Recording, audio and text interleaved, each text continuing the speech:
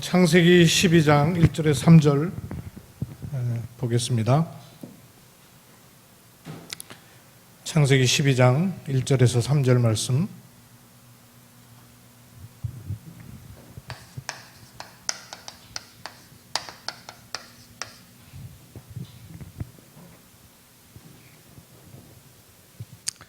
같이 한 음성으로 합독합시다.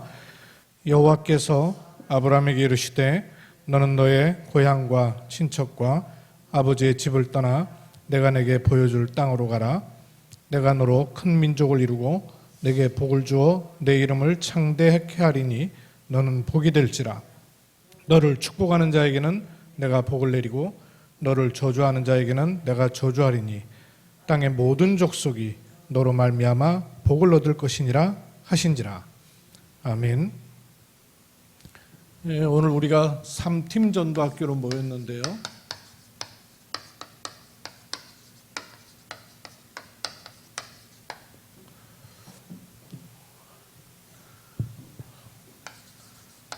왜 237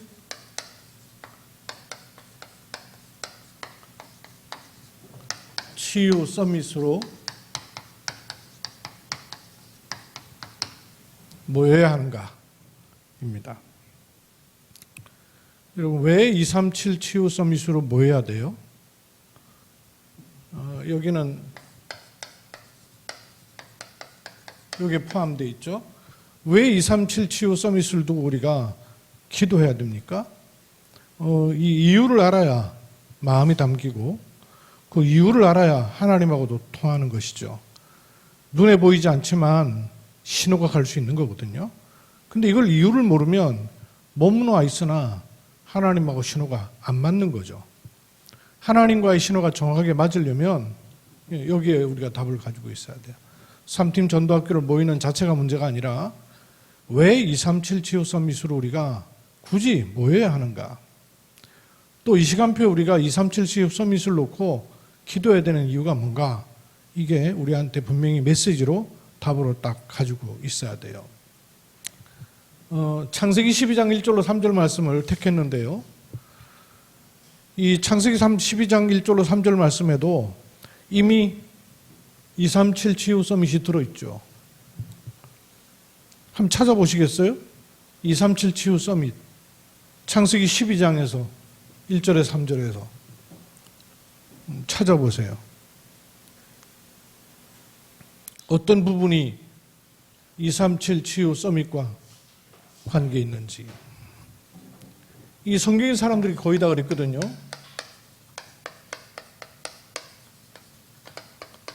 이제 못 깨달으면 계속 헤매는 거란 말씀이에요. 하나님이 응답하고 자꾸 관계없는 행보를 하게 된단 말씀이에요.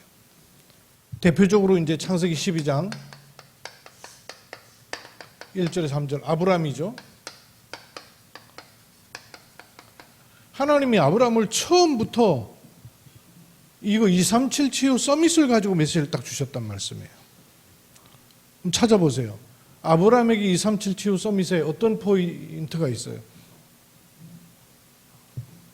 아브라함에게 있어서 237은 뭐며? 치유는 뭐며? 서밋은 뭐예요? 그 눈으로 한번 다시 보십시다. 창세기 12장 1절에서 3절 다시 한번 같이 시작. 여호와께서 아브라함에게 이르시되 너는 너의 고향과 친척과 아버지의 집을 떠나 내가 내게 보여줄 땅으로 가라. 내가 너로 큰 민족을 이루고 내게 복을 주어 내 이름을 창대하게 하리니 너는 복이 될지라. 너를 축복하는 자에게는 내가 복을 내리고 너를 저주하는 자에게는 내가 저주하리니 땅의 모든 족속이 너로 말미암아 복을 얻을 것이니라 하신지라. 237은 뭐가 들어있어요? 너로 말미암아 모든 족속이 복을 얻을 것이다. 237이죠. 치유는요? 치유에 관계된 거는 뭐가 들어있어요?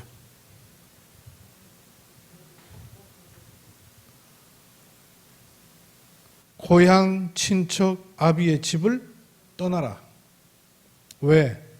갈대우르란 말이에요. 우상의 도성이란 말이에요. 운명 사주팔자에 완전히 묶여있는 동네란 말이에요. 빠져나오라는 거예요. 그거는 도이시하는 말이 아니고 살리려면 떠나와서 네가 힘 얻어야 살릴 수 있다고 말이죠. 치유가 들어있죠. 서밋은 어디 들어있어요? 서밋은요. 내 이름을 창대하게 하리니 너는 복이 될지라. 하나님이 세우신다는 거 아니에요. 그죠? 또 너로 큰 민족을 이루고, 이거는 237이죠. 그러니까 부르실 때부터 237 치유 서밋이 아브라함에게요 그대로 들어가 있는 거예요. 근데 이걸 아브라함이 알아들었습니까? 못 알아들었어요. 못 알아듣다 보니까 본토 친척 아비집을 떠나는데 안 떠나다가 형 하란 결국 죽고요. 아버지 데라 역시 하란이란 지역에서 하나님 불러가셔요. 못 깨닫고. 그러다 간신히 내가 내게 지시할 땅으로 가긴 갔는데 거기 갔다가 기근이 들어요. 기근이 드니까 또 어디로 가느냐? 애굽으로 피신해요. 이 말씀을 못 깨달아든 거예요. 못 알아들으니까 자꾸 하나님의 사인하고 안 맞는 쪽으로 가는 거예요. 그러다 또 간신히 떠나긴 떠났는데 본토도 안 떠났다가 처음에 본토 안 떠난 바람에 형 죽고 또 본토 안 떠나는 바람에 아버지 죽고 친척 못 떠나보내요. 하나밖에 안 남은 형의 자녀 롯 이거 데리고 가잖아요. 이거 데리고 가다가 굉장히 고생을 하고 나중에는 이 롯을 떠나보내고 난 이후에 하나님의 응답이 새롭게 시작이 돼요. 그러니까 메시지는 왔는데 못 알아들은 거예요. 못 알아들을 때마다 하나님하고요 굉장히 시간표가 안 맞는 거예요. 또 출애굽기 대표적인 인물 3장 1절에서 8절 보면 모세 예로 들 수 있죠. 모세에 관한 기록을 보면 출애굽기 2장 1절에 보면 레위 남자와 레위 여자가 결혼했다 그랬거든요. 그 말은 언약의 가문 속에 있단 말씀이죠. 언약을 물려받은 우리로 말하면 렘넌트라는 얘기죠. 그런데 이 모세가 출애굽기 2장 성장해가지고 사실은 이 모세가 죽을 위기를 어머니 요게벳의 믿음으로 인해서 왕궁으로 들어가게 되잖아요. 왕궁으로 들어갔다가 왕궁에 생활하는 동안에 이절 내가 시켜놨나 모르겠는데 장성해가지고 왕궁 안에 있다가 왕궁에서 이제 그 이스라엘 민족이 자기 민족이라는 자의식이 들어왔을 때 애굽 사람과 다투는 걸 보고는 편들었다가 왕궁에서 쫓겨나게 돼요. 그리고 쫓겨나가지고 2장 16절에서부터 22절 보면 미디안 광야에서 이드로와 그다음에 십보라 이드로의 그 딸인 십보라와 결혼해 가지고 자식을 낳고 살게 되는 것이죠. 그러니까 자식 낳고 잘 살긴 살아요. 이쪽으로 오세요. 여기 오서 보시면 되죠. 그러다가 출애굽기 오늘 본 말씀 3장 1절로 이 8절 말씀에 하나님께서 횃불 가운데 이렇게 오셔가지고 하나님이 이걸 또한 말씀하시거든요. 237 치유 서밋을요 정확하게 말씀하시죠. 그러니까 요때 말씀하신 게 사실은 모세한테는 이때 말했지만 어머니 요게벳에게는 미리 말씀됐던 거죠. 언약이니까. 근데 그 어렸을 때에 모세가 어머니로부터 듣긴 들었지만 왕궁 생활 속에서 다 잃어버린 거죠. 못 알아들은 거예요. 그러다가 중요한 시간표 때 요 부분에 어머니로부터 들었던 그게 이제 자기에게 남아 있었던 그것이 결국에는 오히려 사건의 발단이 돼가지고 문제가 생긴단 말이에요. 그러니까 이 요셉 마음 가운데 모르긴 몰라도 오히려 이렇게 상처된 게 들어앉아 있을 수 있죠. 하나님이 어렸을 때 말했던 그거를 붙잡았던 그것이 오히려 화근이 돼가지고 왕궁에 쫓겨나 버렸으니까. 그런데 이렇게 말하니까 11절에 3장 11절에요. 말하기를 내가 누구고 한데 애굽으로 돌아갑니까? 바로를 만나겠습니까? 이런 얘기를 해요. 그게 무슨 말이냐면 가기 싫다 그 얘기죠. 그 속에는 갖고 있는 이제 상처들이 들어있는 것이죠. 그러면서 또 13절에 내가 가도 이스라엘이 내가 누구기에 내 말을 듣고 그걸 하겠습니까? 누가 나를 보냈다고 말하면 되겠습니까? 하니까 네가 가는 게 아니다. 나 여호와가 너를 보냈다고 이스라엘에게 말하라. 이렇게 말합니다. 또 그러니까 4장 10절에 4장 1절에 내가 그런 말을 해도 이스라엘 사람들이 안 들을 것입니다. 그러니까 네 손에 들고 있는 게 뭐냐? 지팡이 이거 던져봐라. 던지니까 뭐가 돼요? 뱀으로 바뀌고 짚어봐라. 짚으니까 다시 지팡이로 바뀌어요. 네 손을 품속에 넣어봐라. 이 하나님이요 기적을 보여주시고 증거를 보이셔요. 그런데도 모세 계속 저울질합니다. 3장 10절에 보니까 나는 말을 잘 하지 못하는 사람입니다. 내가 말을 못하니까 할 수가 없다는 거예요. 그러니까 하나님 뭐라고 말씀하시냐면 그 입을 누가 지었냐? 그러면서 가라 하시는 거죠. 그러니까 또 13절에는요. 보낼 만한 자를 보내소서 이래요. 이러니까 그래 네가 가지만 말하는 사람 말 잘 못하면 말 잘하는 네 형 아론 내가 딸려서 보낼 것이니까 가라. 그 말에 이제 결국에는 안 갈 수 없는 이런 상황이 되었고 이제 모세가 장인에게 애굽으로 가겠다 이런 얘기를 하고 허락을 득하고 이제 길을 나섭니다. 나서려는 그때에 오히려 4장 24절에 보면 하나님께서 나서려고 하는 그 모세에게 나타나셔서 그 모세를요 죽이려고 하셔요. 아니 가라 하실 때는 언제고 또 죽이려고 하셔요. 그때에 그 상황을요 잘 눈치챈 십보라가 그 자녀의 고추끝을 잘라가지고 할례를 행한 거죠. 할례를 행하고 그 할례 행한 그 피 묻은 그것을 던지면서 이는 나로 피난편이다. 그러면서 이 성경에 굉장히 중요한 얘기를 하죠. 피난편이다.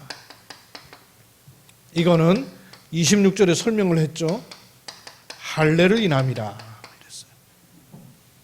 이 부분은 결국은 모세로 하여금 뭘 잡게 하셨다는 얘기예요? 언약을 확실히 잡게끔 되었다는 얘기인 것이죠. 그러니까 언약을 듣긴 들었어도 확실히 안 잡으면 계속 헷갈리는 일들이 생기는 거예요. 그리고 벗어나지 못하는 게 내 생각을 못 벗어나요. 한 분들 더 얘기해 보십시다. 제자들, 예수님에게 팀 사역받았던 제자들조차도요, 이 구약의 대표들 아니에요? 아브라함, 모세, 그리고 신약의 대표들인 제자들 가만히 보십시오. 제자들 보면 말씀을 그렇게 들으면서도 그 말씀 듣는 것과 이 부분이 맞물릴 때는 또 못 알아들어요.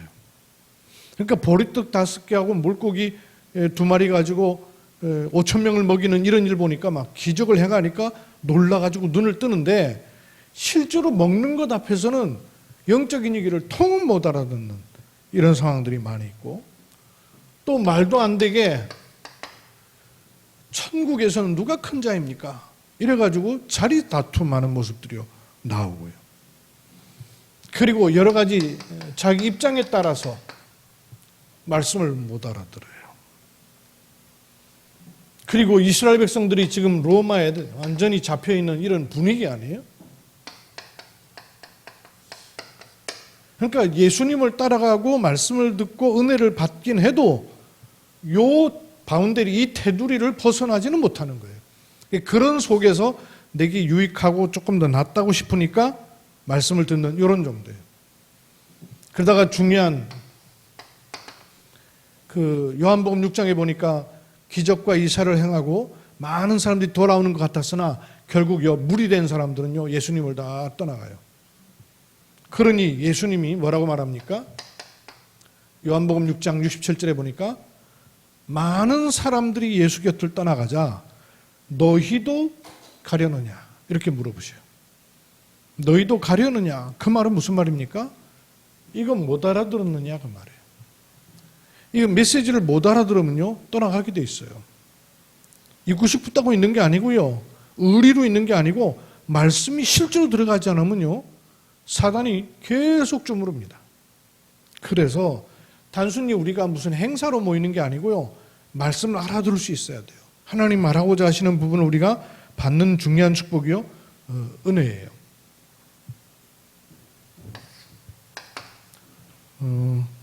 오늘 뭐 길게는 하지 않아도 괜찮을 것 같고, 우리가 사실 이걸로 모이는 것 자체가 굉장히 중요한 응답의 시작이니까요. 이럴 때마다 왜 못 깨달을까? 왜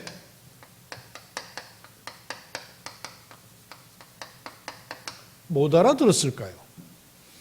아브람, 모세, 제자들이 왜 못 깨달았을까요? 왜 못 알아들었을까요? 우리도 마찬가지거든요. 우리도.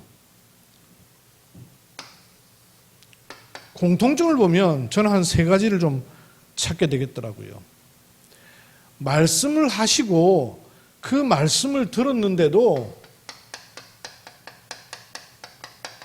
내 생각이 들어가 있으면 안 깨달아져요. 듣는 게 말이지 잡혀요. 자기 중심이 되어 있으면 못 알아들어요. 이 아브라함이 실컷 고향에서 잘 살고 있는데 본토 친척 아비집을 떠나라 그러니까 이해할 수 없는 말이에요. 알아들을 수가 없는 거예요. 아니 왜 떠나 도대체? 설명이라도 해주면 좋겠는데 설명이 없어요. 떠나라는 거예요. 근데 떠날 이유가 없단 말이에요. 아브라함에게. 떠날 이유가 없으니까 안 떠나다가 문제 만나고, 문제 만나는데도 못 떠나고 있으니까 더 큰 문제 만나고, 그제서야 이거 이랬구나, 안 되겠구나 하는 생각이 드니까 하다가 또 문제 만나니까 이 문제 쓰고 말씀을 못 알아듣는 상황이 되는 거예요. 이것 때문에 자기 중심, 자기 생각에 빠져 있으면요 말씀을 들어도 내 입장에서 말씀을 듣고 내게 필요한 것으로 말씀을 듣지 하나님이 원하고 필요한 것으로 말씀이 안 받아져요. 이러다 보니까 이게요 관이 안 바뀌어요. 그러다 보니까 심지어는 응답을 받아도 내 중심에서의 응답을 자꾸 생각을 하지 하나님이 주시길 원하시는 응답에 대해서는 이 감각이 떨어지는 거예요. 그러니까 내게 좋은 일이 생기면 응답이고 그렇지 않으면 응답 아니고. 여러분, 응답인 것과 응답이 아닌 것을 어떻게 분별할 수 있어요? 응답인 것과 응답 아닌 것을 어떻게 분별할 수 있어요? 이거 우리 질문 안 하고 답 안 갖고 있으면 거의 대부분 내 입장에서 응답이라고 생각하고 응답 아니라고 생각할 수 있거든요. 요나가 하나님 말씀하신 거 생각하니까 이해 안 되거든요. 안 되니까 다시스로 가려고요 떠나가 버렸어요. 갔는데 마침내 탈배가 딱 와 있는 거예요. 요나 입장에서는 응답이죠. 때마침 딱 거기 배가 준비되어 있으니까. 근데 그게 응답입니까? 응답 아니란 말씀이에요. 이게 응답인지 이게 응답이 아닌지 분별할 수 있는 기준이 여러분 있어야 돼요. 뭐라고 생각되세요? 물론 내 입장이 아니면 그럼 하나님 입장에서 응답이지 라고 생각되지만 막상 내가 어떤 문제를 딱 만나거나 어떤 내 사안에 딱 걸려들 때는 이게 쉽지 않거든요. 전 이런 생각이 들더라고요. 내 상태에 따라서 달라요. 내 상태가 응답이에요. 무슨 말이냐면요, 내 상태가 말씀이 상관없고 기도도 상관없고 전도에 관심도 없는 가운데 좋은 일이 생겼다. 응답 아니에요. 그렇지 않던가요? 근데 말씀도 관계없고 기도도 안 하고 있는데 좋은 일이 생겼어? 응답이라고 생각한단 말이에요. 내 중심으로 그렇게 거의 생각하니까 내 상태가 그래서 응답입니다. 내 상태가 말씀 속에 있고 기도 속에 있고 하나님의 전도 속에 있는데 어려운 일 왔다. 응답이 응답 아니에요. 응답입니다. 그게. 상관없이 응답이란 말이에요. 근데 우리 기준돼 있으면 좋은 일은 응답, 나하고 좀 유익되는 것은 응답, 손해되는 건 응답 아니고 이렇게 본단 말이에요. 그건 전부 내 생각 중심이란 말이에요. 진짜 응답은 어디서 오냐면 내 상태입니다. 내 상태가 응답이에요. 그래서 응답 중 응답은 전도의 행위가 아니에요. 전도의 진짜 방법 중 방법은 흔들리지 않는 거예요. 제가 지난주에 파급단계 5강 메시지를 계속 들었는데요. 3강 메시지를 들었는데 유 목사님 그 3강 메시지 그거예요. 전도의 방법 중 최고 방법이 뭐냐? 흔들리지 않는 것이다. 내게 응답 중 최고의 응답이 뭐냐? 흔들리지 않는 것이다. 왜냐? 응답은 하나님이 하시는 것이고 그걸 제일 방해하는 존재는 흑암, 사단의 권세란 말이에요. 그러니 나는 내 입장으로 볼 때 조건, 환경, 분위기, 일 그렇다 싶지만 하나님 보실 때는요 아무 관계가 없는 거예요. 오히려 성경에 중요한 응답들은 환경 안 좋고 극단적이고 어렵고 위기 만났을 때 진짜 하나님 원하시는 것들은 비로소 시작이 됐어요. 이거 빨리 벗어나야 돼. 뭐와 관계 있냐면요. 이유와 가치를 모르면 못 알아들어요. 내 중심 떠나지 못하면 못 알아듣고 이유와 가치를 모르면 못 알아들어요. 그러면서 어디까지 가냐면 이 하나님의 절대에 대한 감이 없으면 말씀을 해도 못 알아들어요. 하나님은 우리에게 처음부터 237 치유 서밋을 말씀하셨고 나를 그것 때문에 구원하셨거든요. 근데 요거 세 개 때문에 못 알아들어요. 여기 아브라함이 못 알아들을 때마다 뭐냐면 자기 중심으로 보고 있을 때는 못 알아듣는 거예요. 그리고 이유와 가치, 하나님이 왜 도대체 떠나라고 하는지 그거 모르면 못 알아듣는 거예요. 근데 하나님은 이유가 본토 친척 아비집을 떠나는 게 목적이 아니잖아요. 하나님이 아브라함을 향하여 가지고 있는 것은 여기 따로 있단 말씀이에요. 하나님의 절대는 아브라함에게 분명히 있는 거 아니에요. 부르실 때부터 있었고 부르시기 이전부터 있었잖아요. 근데 그거를 모르면 이걸 못 보면 이유가 안 나오는 거예요. 이거 못 보면 이유가 안 나오고 이유가 안 나오니까 못 벗어나는 거예요. 모세 역시 마찬가지예요. 모세도 어렸을 때부터 듣긴 들었는데 막상 문제가 딱 생겨가지고 자기 피부적으로 손해가 오고 궁지에 몰려드니까 다 잊어버리는 거예요. 현실 생활이란 게 그렇게 크게 와요. 우리 렘넌트들이 자라면서도 반드시 이런 과정을 거쳐야 돼요. 어렸을 때 들었던 것은 들었던 거예요. 근데 이걸 하나님이요 개인화시키는 과정을 반드시 주시게 돼 있어요. 왜냐? 들은 걸로 되는 게 아니란 말이에요. 구원은 실제지 생명이지 들은 걸로 오는 게 아니란 말이에요. 그게 모세에게 나이가 들어가지고 자의식이 생겼을 때 정작 복음과 관련해가지고는 전혀 상관없는 일이 딱 생겨버리니까 상처돼 버린 거예요. 이게 상처가 되니까 은근히 하나님에 대해서도 밀어내는 마음이 생겨버린 거예요.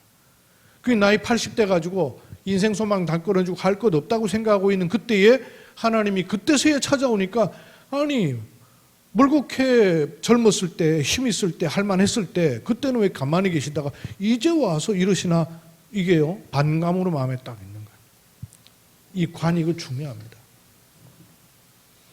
교회에 대해서도요 이 관을 안 가지고 있으면 교회에 대해서도 내 중심으로 생각을 해요.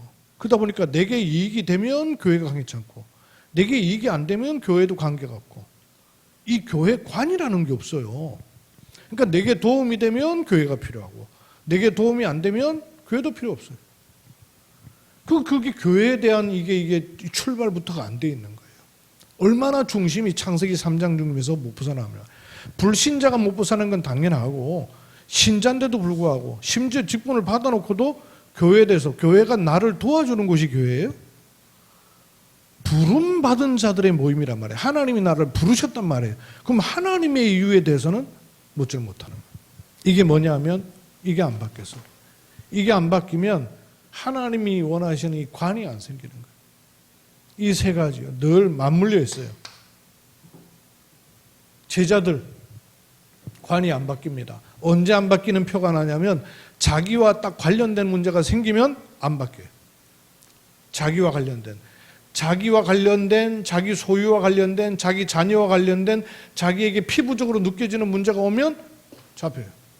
왜 그러냐? 이유와 가치를 모르니까. 그 더 너머에 있는 하나님의 절대를 알지 못하면 계속 잡혀요. 똑같습니다. 그래서 도대체 하나님께서 아브라함에게 본토 친척 아비집을 떠나라 하시고 모세에게 애굽으로 들어가라 하시는 이유와 가치는 도대체 뭐냐 하는 것이죠. 세 가지가 들어 있습니다. 세 가지가.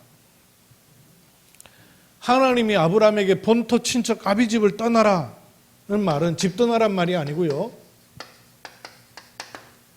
벗어나란 말이죠. 본토 친척 아비집을 떠나라 하는 그런 말이 아니라 거기 묶여 있는 것에서 벗어나라 그 말이에요. 벗어나야 됩니다. 왜냐? 본토 친척 아비집이 너를 세우는 게 아니라 내가 너를 세우겠다 그 말이거든요. 내가 내게 지시할 땅으로 가라 그 말은 그 땅이 너무너무 좋아 그 의미가 아니라 내가 너를 세우는 거다 그 말이거든요. 본토 친척 아비의 집이 너를 세우는 게 아니야. 거기서 벗어나. 그리고 내가 내게 지시할 땅으로 가. 그 땅이 좋아서가 아니라 내가 너를 세우겠다 그 말이거든요. 그리고 결국은 뭐예요? 절대 목표는 따로 있는 거죠. 떠나는 것도 문제가 아니고요. 가나안 땅 가는 것도 문제가 아니에요, 사실은. 하나님의 절대 목표는 아브라함에게 따로 있는 거죠. 네가 복이다 그러셨잖아요. 모세에게도 마찬가지입니다. 모세에게도 모세가 40살 사는 동안에 왕궁이 자기 기준이었거든요. 차기 왕이 될지도 모르는 일이란 말이에요. 그러니까 그게 기준이. 거기서 벗어나. 그걸로 하는 게 아니야.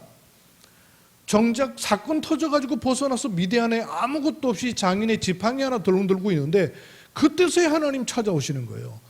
그러니 모세가 이해가 안 되니까 못 가겠다는 거예요. 근데 하나님은요, 불은 붙었으나 타지 아니하는 호렙산의 불꽃 가운데서 말씀하시는 거예요.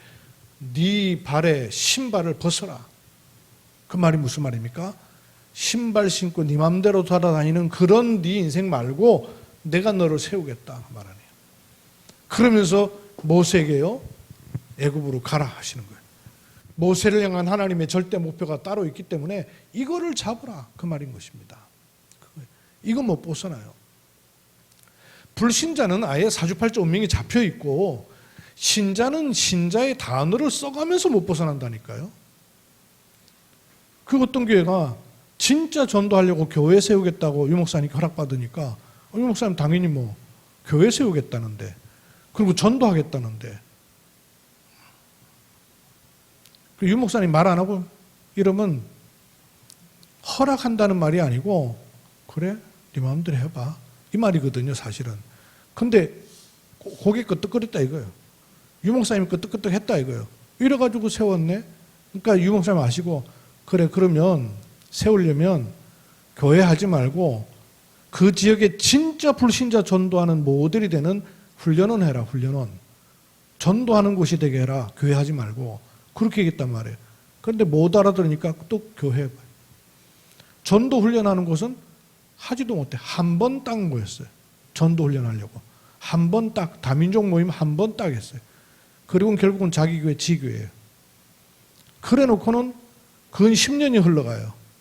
불신자 전도 되느냐? 불신자 전도는 그냥 계속 집적거리고 엉뚱한 짓 해요. 출발이 교회란 단어를 썼고 전도란 단어를 써서 그렇지 속에 뭐가 들어있냐? 그걸 모르는 거예요. 이걸 못 벗어나는 겁니다. 교회, 전도, 복음 전한다? 얼마나 좋은 말이에요. 그러니까 그게 그 속에 들어가 있는 동기는 안 보이는 거죠. 왜? 필요하니까. 필요합니다. 그러나 하나님이 그걸 적극적으로 원하는 것은 아니에요. 못 벗어나는 거죠. 못 벗어나요. 그러니까 결국에는 원네스가 안 됩니다. 들어가는 것마다. 결국엔 저 해외 같은 데서는 제발 좀 오지 마라 간대. 오기만 하면 분란 일으켜놓고 오기만 하면 문제 넣고 그러니까 제발 좀 오지 말라고. 저 시국 같은 곳에도 가갖고 막 뒤집어놓은 바람에 난리가 나버렸어요. 이래가지고는 오지 마라 그러고 이런 도대체 왜 그런지를 모르겠어요. 똑같은 복음을 가지고 복음운동을 하면서도 눈을 못 떠요. 이걸 모르니까 그래요. 벗어나라는 얘기가 뭐예요? 치유. 치유. 왜 본토 친척 아비집을 떠나라는 겁니까? 치유하시겠다는 거죠. 뭐 하시겠다는 겁니까? 하나님이 세우시겠다는 거예요. 이게 서밋이에요. 하나님이 세우시는 거죠. 뭐 우리가 세상 서밋 부러워하는 것입니까? 하나님의 절대 목표는 따로 있는 거죠. 237 너로 말미암아 열방이 복을 받게 하시겠다. 하나님은 이 이유와 가치를 가지고 있는 거예요. 그래서 우리가 왜 237 치유 서밋으로 모이고 기도해야 되는가? 딱 이유를 가지셔야 돼요. 조그마한 소년 다윗이 그 장수 골리앗 앞에 나갈 때에는 뭘 가졌냐? 내가 어찌 이유가 없으리까? 이랬거든요. 그렇게 우리 속에 하나님 주시는 것이죠. 그러면 이 응답을 어떻게 우리가 받으면 되겠습니까? 237 치유 서밋이라는 단어는 나오고 말씀은 나오는데 이 응답을 우리는 어떻게 받으면 되겠습니까? 우리가 다른 걸 많이 할 수 있는 게 없어요. 우리가 갖춰지는 것도 아니고. 그러나 우리에게 하나님이 허락하시고 준비하신 것은 저는 세 가지라고 봐요. 믿음으로 할 수 있고 순종함으로 할 수 있고 하나님의 역사로 해야 됩니다. 우리는 다른 걸 내놓을 수 있는 것은 없어요. 뭐 우리가 뭐 얼마나 갖춰진 거 있고 배경이 있고 힘이 있어서 할 수 있겠어요? 그것도 필요도 없고 믿음으로 해요. 그리고 순종으로 해요. 그러면 하나님의 역사는요 시간표를 따라서 반드시 인도하시게 돼 있어요. 믿음으로 가는 것입니다. 어떤 믿음이에요? 믿음이라는 게 언약이죠. 언약 가진 믿음이에요. 말씀 그 딱 붙잡고 가는 것이죠. 그냥 말씀이 아니죠. 복음의 말씀인 것이죠. 또 그리고 그냥 복음의 말씀이 아니죠. 이 복음은 어떻게 흘러왔습니까? 이 복음의 흐름에 말씀 요걸로 딱 붙잡는 거죠. 그리고 요 속에 있는 거예요. 복음의 말씀의 흐름 속에 있는 겁니다. 이게 응답의 제일 중요한 응답이에요. 많은 전도를 하는 것도 중요하지만 많은 제자를 남기는 것도 중요하지만 이거 없이 해놓는 것은 결국은요 내 동기를 벗어나지 못한 결과가 돼요. 그래서 믿음으로 가는 겁니다. 어떤 순종을 말합니까? 그래서 우리는 포럼 하는 겁니다. 뭘 실천하기 이전에 답부터 여러분 늘 찾고 이 속에 있는 겁니다. 노력하기 이전에 하나님께서 원하시는 중요한 팀 인도를 받는 거예요. 그리고 뭘 적용하는 것도 중요하지만 적용하기 이전에 기도하는 겁니다. 그래서 여러분 포럼 한다는 것은 내가 이것 깨닫고 저것 깨닫고도 중요하지만 모여서 말씀을 언약으로 붙잡고 기도하는 겁니다. 그게 하나님 중요한 축복을 주시는 것이고요. 이 하나님의 역사는 어떻게 인도하시냐면 흐름이 생기고 바뀌는 것들이 나와져요. 흐름이 생기고 바뀌는 쪽으로 이렇게 가닥이 잡히게 돼요. 그 선교사님들하고 목사님들 이렇게 포럼 하는 가운데 지난 주에 그 여자 선교사님인데 여자 목사님이신데 남편이 선교사님이셨고 선교를 마치고 선교하다가 이제 한국에 들어와서 목회를 하셨어요. 목회하시다가 암이 생기셔갖고 빨리 소천을 받으셨어요. 7년 전에 돌아가셨는데 돌아가시기 직전에 그 웬일인지 한 3일 동안을 하나님께서 이 사모님에게, 물론 투병 생활을 목사님이 하고 있었죠. 근데 한 3일 동안을 하나님 사모님에게요 강권적으로 은혜를 주시더래요. 그래가지고 다락방 가는 사역 쪽으로 가는 방향에 그 팔당 호수가 있어요. 그 팔당 호수가 바라보이는 곳에서 자기는 그렇게는 생각도 못하고 호수를 바라보고 2시간을 하나님을 향하여 집중을 시키더래요. 하나님이 왜 이렇게 하나님 나에게 이러시지? 이러고는 3일째 목사님 돌아가신 거예요. 근데 돌아가셨는데 돌아가신 것이 이 사모님한테 아무런 지장이 안 될 정도로 자기를 세워놨더래요. 그 3일간 그 팔당 호수를 바라보고 2시간 기도했던 그 시간이. 그리고 이제 목회를 3호로 30년을 있었는데 목사님 25년 있었는데 목사님 돌아가시고는 어쩔 수 없이 자기도 그냥 신학을 하고 그래갖고 이제 목사님이 돼가지고 지금 목회를 하고 계셔요. 그러다가 이분이 RTS를 졸업하고 이 복음운동의 편집을 놓고 기도했는데 1년 전에 이제 저하고 만나자고 줌으로다가 계속 포럼을 하게 됐어요. 선교사님 팀, 목사님 팀하고 포럼하면서 제가 눈을 굉장히 많이 열게 된 거예요. 그렇게 눈을 열고 있으니까 흐름이 자꾸 바뀌는데 이상한 흐름들이 자꾸 생긴다는 거예요. 그 지난주 목요일에는 너무 피곤해갖고 일찍 잠든 바람에 잠이 깨갖고 일어났는데 새벽 2시더래요. 근데 아들이, 이게 무슨 작업을 하는 아들이 있는데 아들이 그 시간까지도 일을 안 하고 작업을 하다가 엄마가 깬 걸 보고 엄마 내가 배가 너무 고픈데 뭐 좀 먹으러 같이 간 거겠냐 그러더래요. 그래서 새벽 2시에 일어나가지고 아들내미가 뭐 먹으러 가자 그러니까 그래 내가 뭐 해줄게 그러니까 밖에 가서 먹자는 거예요. 그래서 엄마 따라가지고 나갔더니 이제 24시 하는 데라고 뭐 버거킹이나 이런 거밖에 없잖아요. 그 버거킹을 사가지고는 야 우리 한강 쳐다보면서 먹자고 그 아들이 그런 바람에 한강으로 가갖고 차문을 내려놓고 이제 아들하고 둘이서 버거킹을 먹으려고 하는데 저쪽에서는 웬 남자가 뚫어지게 쳐다보더라는 거예요. 그 남자가 이렇게 배낭을 하나 메고는 이렇게 뚫어지게 쳐다보길래 좀 섬뜩한 기분이더라고요. 야, 좀 이상하다 그러고 창문을 올리고는 에어컨을 터놓고 그냥 이렇게 버거킹을 신경 안 쓰고 먹으려고 그러는데 계속 신경이 쓰이더래요. 근데 이 남자가 뚜벅뚜벅 하더니 차 앞으로 쓱 오더니 차를 지나쳐서 차 앞에 있는 벤치에 뜨고 앉더래요. 거기 앉는 걸 보자 하나님이 이 사람한테 분명히 복음 전하라는 것 같은데 저걸 복음 전해야 되느냐. 아니면 또 웬 새벽에 웬 남자한테 내가 이거 복음을 전한다는 게 계속 갈등을 하다가 이제 문을 열고 나가서 옆에 앉으면서 늦은 밤에 어떻게 이게 나와 계세요? 그러면서 이렇게 얘기를 걸었대요. 나중에 보니까 35살인데 그 동네 최고 고급 아파트에 사는 젊었을 때 창업한 성공한 사람이에요. 외제차 승용차 4대가 있고 제일 좋은 아파트에 뭐 혼자 사는데 60평인지 70평인지 큰 아파트에 살고 있고 부족함이 없고 한 달 쓰는 용돈이 2천만 원이래요. 용돈만 2천만 원. 다른 데 쓰는 거 말고. 그러니까 안 해본 게 없고 할 수 없는 게 없고 더 이상 뭐 부족한 게 없는 친구예요. 근데 얼마 전부터 죽고 싶다는 생각이 엄습해 오는데 이기질 못하겠다는 거예요. 뭐 사업이 안 돼서나 고민거리가 있거나 누가 자리를 어렵게 한다거나 아무 이유가 없대요. 근데 죽고 싶다는 생각이 드는데 엄습해 오는데 이기질 못하겠다는 거예요. 그날 밤도 나와가지고는 엉엉 울었다는 거예요.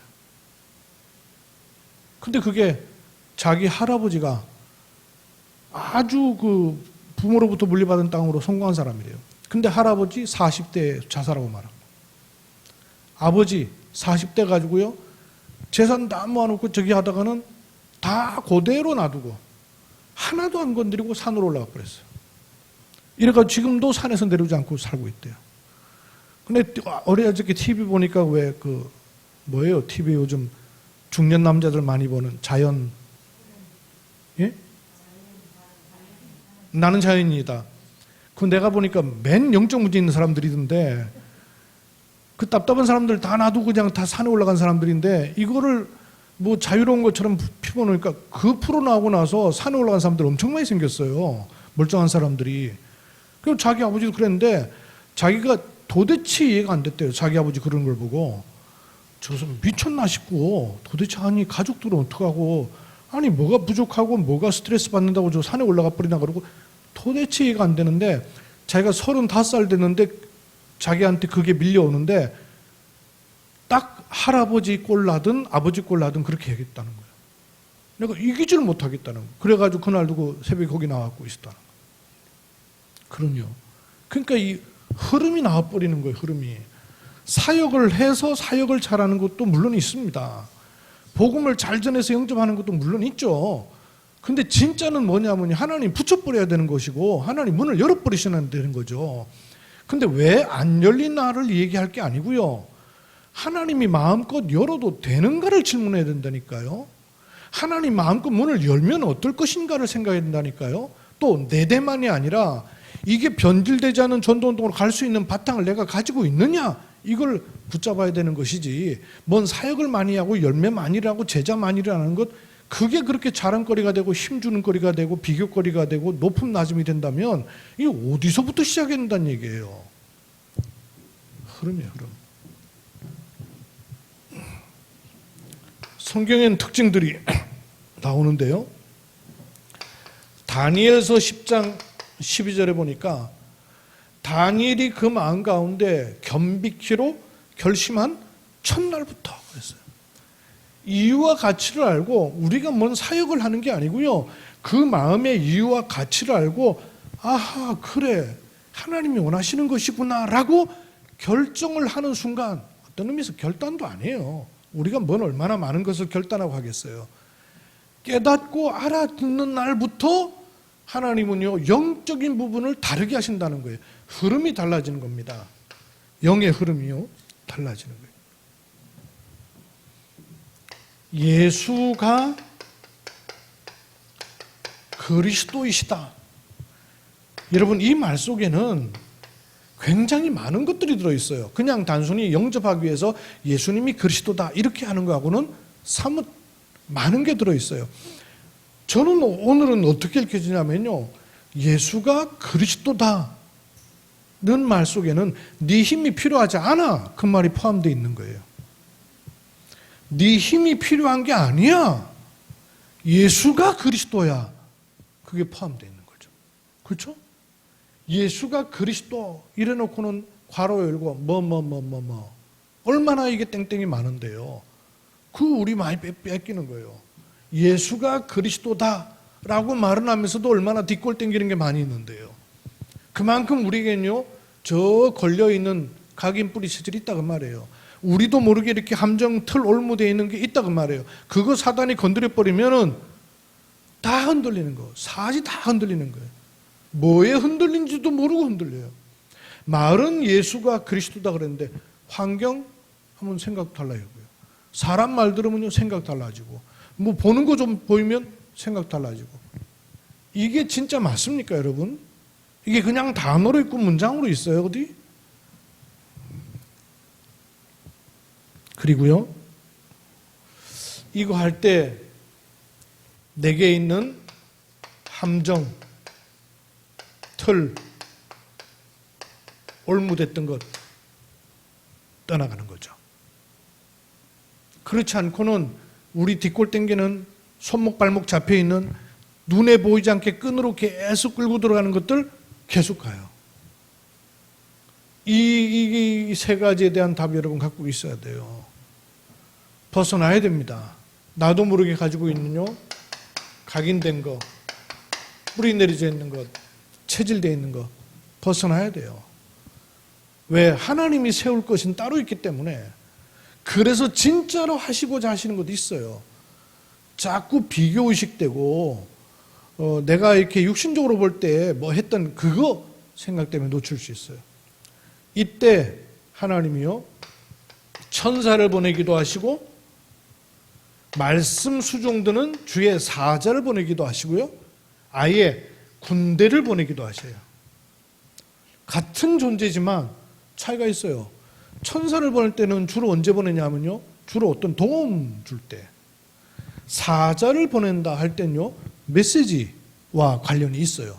그죠? 하나님 말씀을 전달하는 미가엘 천사라든지, 군대란 이건 뭐예요? 전쟁 중일 때 보내는 거죠. 영적 전쟁을 제대로 할 때 보내는 거죠. 이때 사단, 흑암,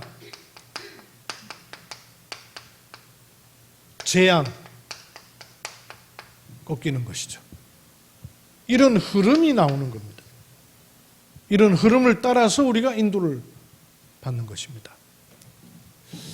결론으로요, 개인이 이제 우리 장로님들이 또 중직자들이요, 목사님이 다 하시겠지 이래 생각하지 마세요. 또 사모님이 사역하시겠지 이래 생각하지 마시고 여러분이 인도 받으세요. 받으시면서 사람을 욕을 보세요. 누구든지 어떤 부분에서는 장점이 있어요. 그리고 누구든지 어떤 배경들을 가지고 있어요. 그리고 누구든지 자기가 하고자 하는 어떤 바램들이 있습니다. 요게 하나님의 것하고 딱 맞아질 수 있는 부분들을 찾는 겁니다. 계속 하나하나 차례차례 인도받으셔요. 모든 개인에게 장점도 있고 배경도 있고 바램도 있어요. 요게 237과는 어떤 관계가 있는지, 치유와는 어떤 관계가 있는지, 또 서밋과는 어떤 관계가 있는지를 교회 안에서든 교회 밖에서든 사람 관계 만남을 통해서 자꾸 질문하고 찾는 것을 기도하고 연구하고 적용해 볼 필요가 있어요. 그래야 하나님이 쓰시기 원하는 사람들요 자꾸 말씀 안에서 인도받을 수 있어요. 요거요. 모든 사람에게는 장점이 있습니다.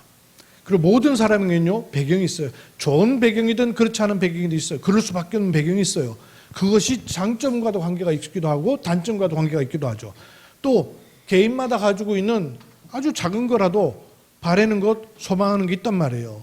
요게 하나님하고 맞아지도록 우리가 방향을 잡는 것이 하나님이 기뻐하시고 원하시는 것이겠죠.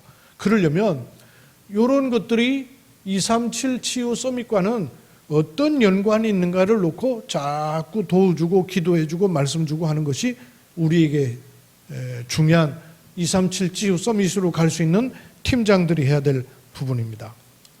그리고 이걸 혼자 하는 게 아니라 이제 우리가 팀으로 같이 하겠다는 거 아니에요? 팀으로. 그래서 팀 속에서 포럼을 계속 하겠다는 얘기죠. 그 포럼은 그냥 이렇게 단순한 포럼이 아니라 말씀 붙잡고 기도 속에 들어가면서 현장을 염두에 두는 거 아니에요. 오늘 아닙니까? 그 축복으로 가는 것이죠. 오늘 그 산업선교 메시지도 여기다가 흩어진 제자들한테 그렇게 했죠. 중심을 담으면 된다. 중심을. 진심 담은 기도, 중심을 담은 기도. 중심 담은 기도 이렇게 써놓고 합치면 이걸 충자다 그런다 그랬죠. 중심, 이걸 합치면 충이에요. 충성할 때 쓰는 충자죠. 요 속으로 가지고 들어가는 거예요. 여기 중심이 내일 더 얘기하겠습니다. 393을 향하도록 자꾸 우리가 인도받는 것이죠. 이렇게 237 치유 서밋으로 모여야 되는 이유, 아브라함에게도 처음부터 말씀하셨어요. 모세에게도 처음부터 말씀하셨어요. 제자들에게도 이거를 말씀하셨는데 제자들이 못 알았는 거예요. 그럼 우리가 특별히 지금 무슨 팀을 한다는 게 아니라 하나님이 처음부터 말씀하셨던 것을 더 구체화한다 그 말이에요. 이게 우리 교회만이 아니라 교회들마다 이루어진다고 생각해 보세요. 그래서 우리가 기도하는 교회들이 함께 팀을, 그물을 짜듯이 그물을 쫙 만드는 거예요. 영적인 그물을. 그때 흑암이 꺾이고 하나님 나라에 인하는 시간에 인도받게 되는 것입니다. 기도하겠습니다. 하나님, 저희들에게 237 치유 서밋으로 모여 기도할 이유와 가치와 내용을 갖게 하심을 감사드립니다. 하나님께서 우리에게 주신 복음과 그 복음의 말씀이 도대체 내게는 어떻게 있으며 무엇인지를 확인하며 이 축복 속에 늘 들어가도록 은혜를 베풀어 주옵소서. 오늘 그 첫 번째 모임으로 3팀 전도학교를 시작해 하셔서 우리가 기도할 수 있도록 은혜 주심을 감사합니다. 하나님 원하시는 방향으로 저희를 인도해 주시고 말씀 허락해 주옵소서. 주 예수 그리스도의 이름으로 기도하옵나이다.